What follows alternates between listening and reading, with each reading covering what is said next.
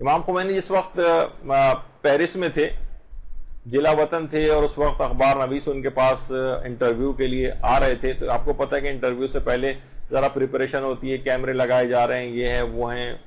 تو امام خمینی اس وقت جب تک ظاہر 10-15 منٹ اس بات میں لگتے ہیں تو وہ تلاوت قرآن کرنی شروع کر دیتے تھے. تلاوت قرآن.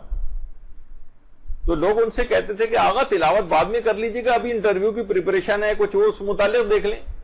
وہ فرماتے تھے نہیں، میں اپنی زندگی کا 10 منٹ بھی کیوں ضائع کروں جس کے اندر تلاوت قرآن نہ کر سکوں. اور یہاں تک کہتے تھے، اکثر ایک دفعہ واقعہ بھی مشہور ہے کہ آنکھیں دکھنے کو ہو گئی تھی ان کی، ڈاکٹروں نے منع کر دیا تھا، تو انہوں نے کہا تھا کہ پھر ان آنکھوں کا فائدہ ہی کیا ہے جب میں تلاوت قرآن نہ کر سکوں ان کو دیکھ کر. تو بہرحال امام خمینی کی زندگی میں دیکھیے یہ تھا کہ نماز فجر سے پہلے ضرور تلاوت قرآن کرتے تھے، فجر سے پہلے تلاوت کرتے تھے، اس کے بعد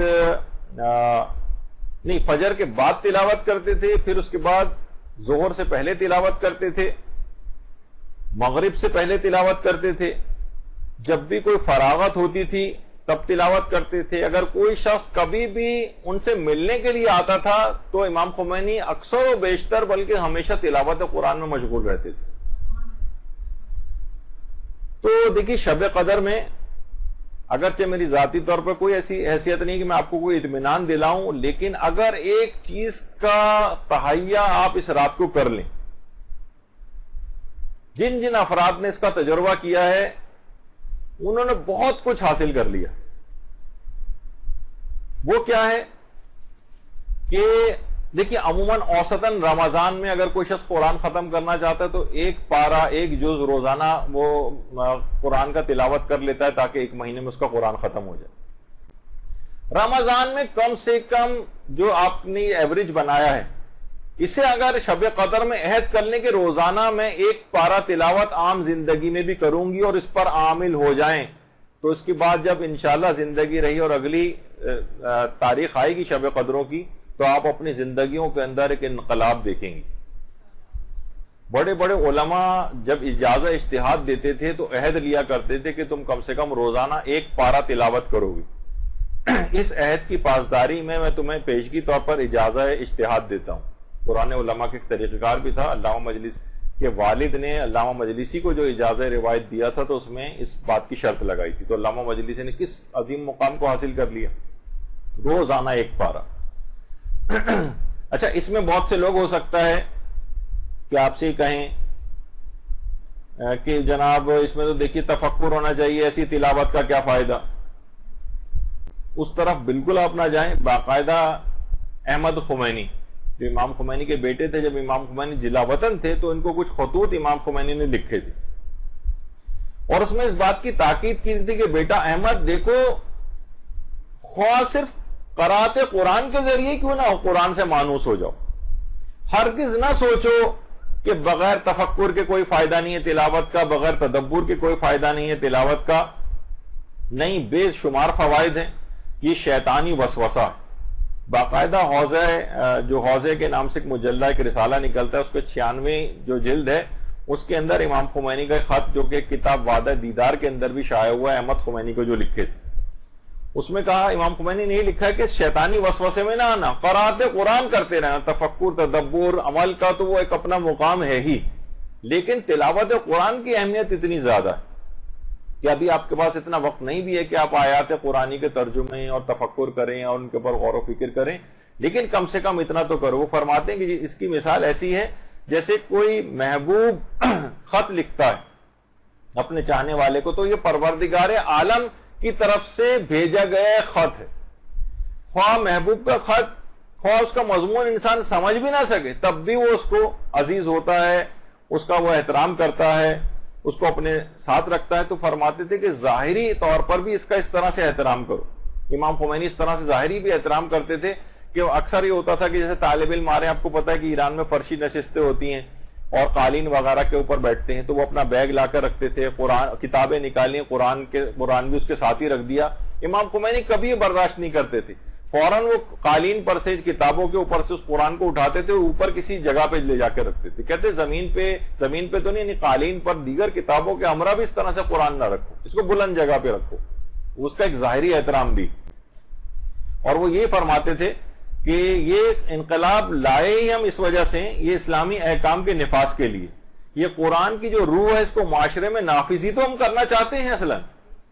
تو اگر کوئی شخص واقعتاً روزانہ ایک شب قدر کا اس لحاظ سے اپنے آپ کو تبدیل کرنے کا ایک ایسا نادر نسخہ ہے کہ صرف آپ اس کے اوپر دیکھیے، ابھی بھی آپ مشکل سے آدھے گھنٹے کے اندر 40 منٹ کے اندر ایک پارہ تلاوت کر لیتی ہیں، اور کوئی ضروری نہیں کہ ایک ساتھ ایک ہی حلے میں آپ اس کو ختم کریں. یعنی آپ کچھ رکوع کسی وقت پڑھ لیں، کچھ کسی وقت تلاوت کر لیں، کچھ کسی وقت تلاوت کر لیں. اب تو ہر ایک کے ہاتھ میں وہ ایپس موجود ہیں، اور قرآن جو ہے اپنے موبائل فون کے اوپر ہر جگہ، باہر جاتے ہوئے، بس میں بیٹھتے ہوئے، سواری پر، کسی بھی جگہ جو ہے وہ پڑھا تلاوت کیا جا سکتا ہے. اور اگر عمل بھی اگر کرنا ہے تو مولانا علی مرتضی زیدی صاحب نے ایک بڑا اچھا ایک مومن کا ایک واقعہ نقل کیا تھا. وہ فرماتے ہیں کہ کوئی مومن ان کو ملے تھے جو باقاعدہ انہوں نے کیا کیا ہوا تھا، ایک قرآن اب ان کے پاس تھا، اور اس کے اندر ایک صفحہ انہوں نے رکھا ہوا تھا، اور ایک پین ان کے پاس ہوتا تھا. یعنی قرآن کا جو بھی پیج وہ تلاوت کرتے تھے اس کا ترجمہ دیکھتے تھے، اور اس میں انہوں نے پیپر کے اندر 2 کالم بنائے ہوئے تھے، ڈوز اینڈ ڈونٹس. یعنی یہ کرنا ہے یا نہیں، تو دیکھتے تھے اس صفحے کے اندر اللہ نے کیا کیا مجھے حکم دیا ہے. وہ جو حکم دیا ہے وہ نوٹ کر لیتے تھے، جن جن کاموں سے روکا ہوتا تھا اس کو نوٹ کر لیتے، کہتے تھے آج کے لیے کافی ہے، بس میں آج اس کے اوپر عمل کروں گا، اگلے دن اگلا صفحہ تلاوت کروں گا. تو انسان اگر چاہے تو اپنے آپ کو واقعتاً اس طرح سے بھی تبدیل کر سکتا. اچھا، اب اتنا بہترین اور آسان نسخہ، ایک دوسرا نسخہ بھی ہے جس کو اس طور پر لوگ اس کی طرف متوجہ نہیں. یہ جو رسالہ ہے توضیح المسائل، یہ اصلاً قرآن اور تمام احادیث کا نچوڑ ہے.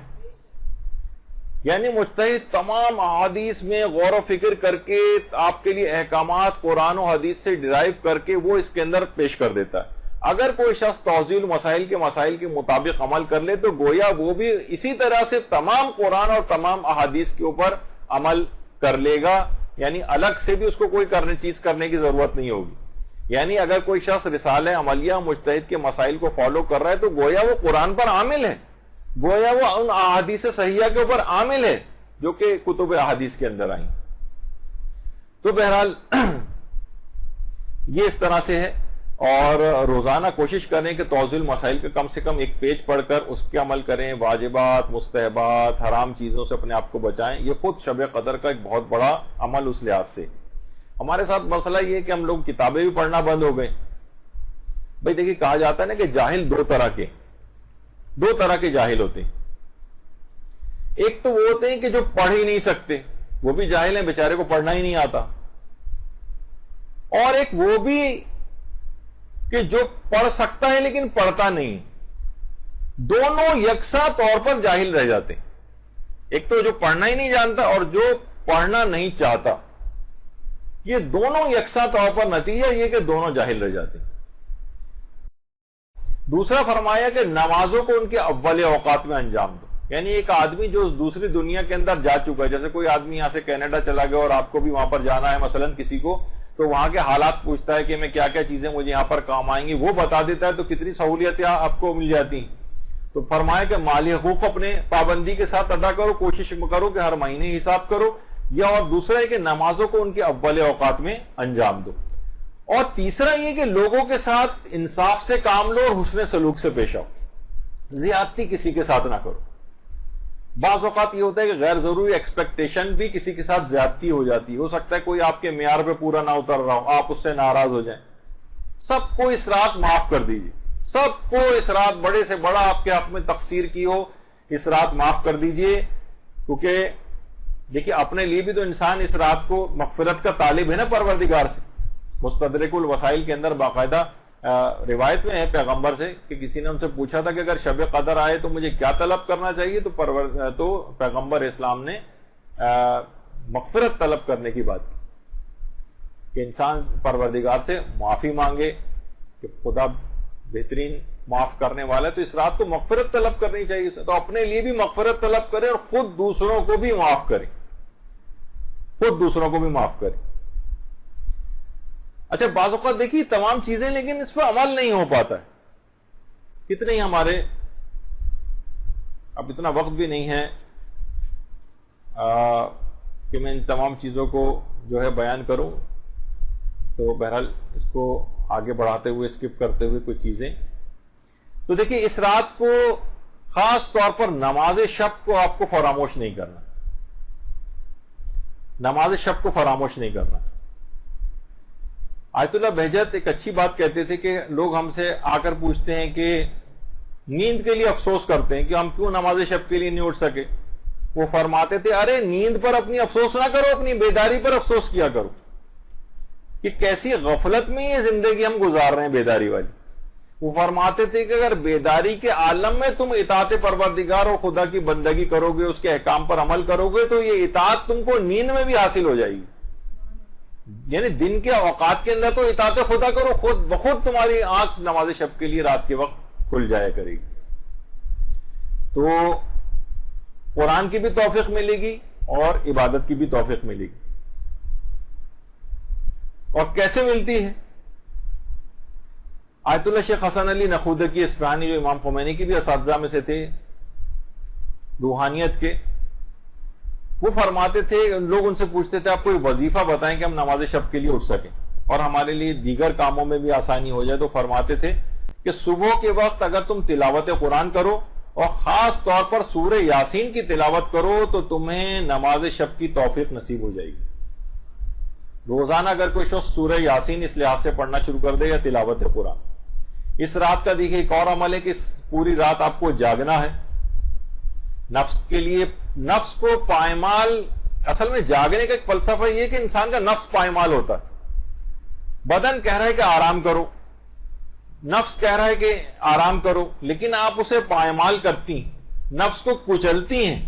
تو جب نفس کا اگر آپ کچلیں گی آج کی رات تو اس کا برکت پورے سال پر محیط ہو جائے گی اور ایک آپ عام زندگی میں بھی اپنے نفس کو کچلیں گے احکامات پروردگار کے لیے گناہوں کے سلسلے میں. یہی وجہ ہے کہ پروردگار عالم نے حضرت موسیٰ کو جو وحی کی تھی اس میں یہ بھی تھا کہ ایک اے موسیٰ جھوٹا ہے وہ شخص جو اس بات کو خیال کرے کہ وہ مجھ سے محبت کرتا ہے اور جب رات چھا جائے تو مجھ سے گفتگو نہ کرے اور راز و نیاز کے بجائے سوتا رہے. کچھ عام دنوں کے اندر بھی اس رات کا پیغام یہ ہے کہ کچھ وقت عبادت کے لیے رات میں نکالا جائے، خواہ نماز شب کے لیے یا دیگر نمازوں کے لیے. ائمہ کی سیرت بھی یہی تھی. تو اس رات کو اس وجہ سے آپ کو نماز شب کے پابند ہونے کا بھی عہد کرنا ہے اگر شب قدر میں خود کو تبدیل کرنا ہے. اور کوشش یہ کریں کہ پوری رات باوضو رہیں. یہ عام زندگی کے لحاظ سے بھی ایک پیغام ہے. دیکھیے بہت معنویات ہمیں احساس نہیں ہوتا بعض اوقات، لیکن علماء پہچان لیتے ہیں. آقا باقر وحید بہبہانی 98 سال کی عمر میں تقریباً انہوں نے انتقال کیا تھا. بہت ضعیف ہو گئے تھے، گھر میں شرح علماء کا درس دیتے تھے طالب علموں کو. تو ایک دفعہ درس دینے کے بعد ایک طالب علم کو باقاعدہ روکا اور کہا کہ جاؤ قالین فلاں جگہ سے اٹھاؤ، وہاں نیچے پیسے رکھے ہوئے ہیں، حمام جاؤ اور غسل جا کر کرو، نجاست کی حالت میں آئندہ کبھی درس کے اندر نہ آنا. وہ پہچان جاتے تھے کہ معنویات متاثر ہوتی. انسان اگر بغیر وضو کے رہے یا بغیر غسل کے رہے تو اس کی روحانیت میں کمی واقع ہو جاتی. شب قدر میں جس قدر زیادہ ممکن ہو 3 4 5 دفعہ ہی وضو کرنا پڑ جائے گا، لیکن وضو کر کے پوری رات کوشش کریں کہ تاکہ معنویات آپ کی رہیں، آپ کی روحانیت قوی رہے.